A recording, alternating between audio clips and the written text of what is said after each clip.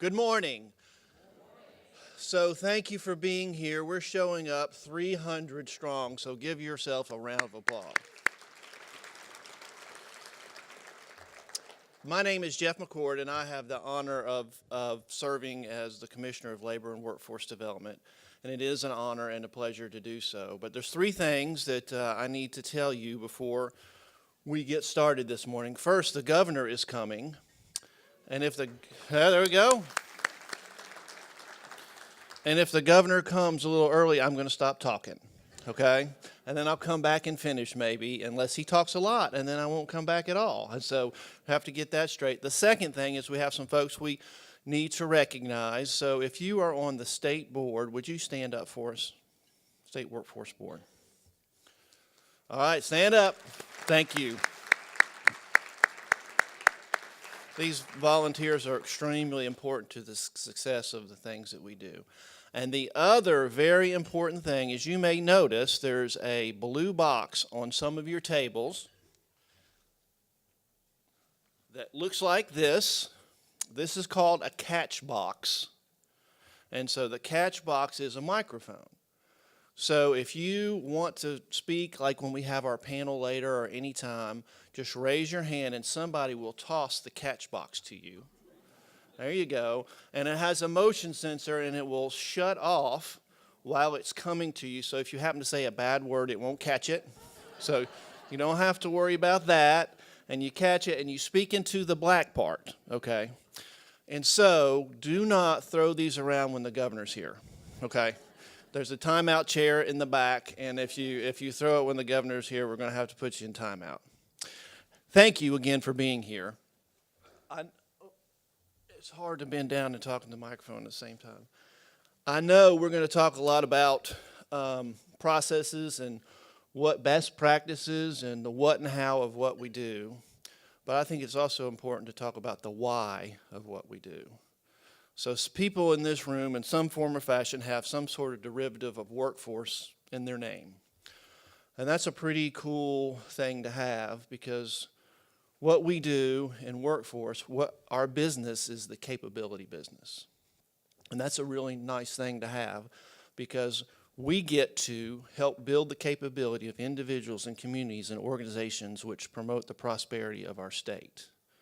And I can't think of any better, more important work to do than build capability. But we have competition, and we get confused about what that competition might be sometimes because the competition, if is not the next county over or it's not the town down the interstate, and if you're a TCAP, believe it or not, it's not the community college, and if you're a community college, believe it or not, it's not the university. Our competition is bigger than that, broader than that, harder to fight than that. Our competition really, truly is a lack of confidence. And we see it.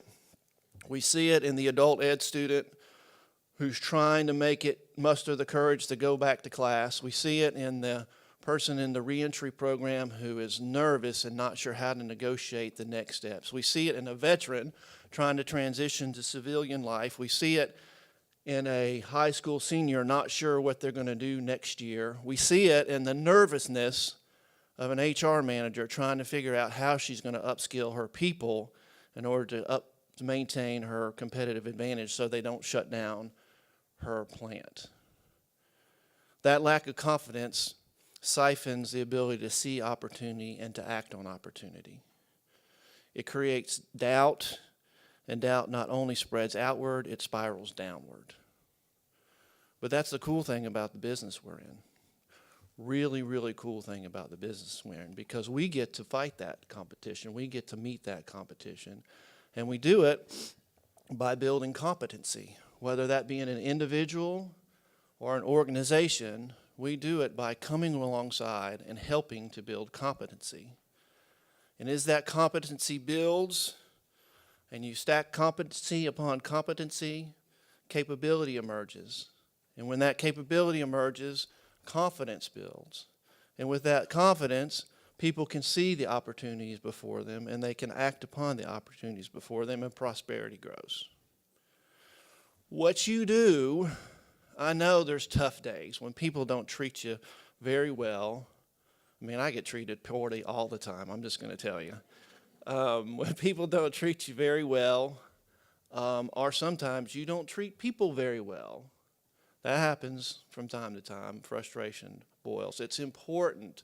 It's important to know about best practices, and it's important to know about what they're doing in the east or west or middle part of the state so we can copy and take it, to our communities. But what's most important is to know that what you do matters. It matters a lot. It matters to individuals, to communities, and to states, but it's even a higher purpose than that. It matters to people's lives. So thank you for what you do, and thank you for being here, and we're hoping that the governor comes soon because I'm running out of comments right now. and I'm going to have to stall. But no, I'm just playing. It's okay if I run out of comments. Thank you for that, and thank you for what you do, and we hope you have a really good next few days.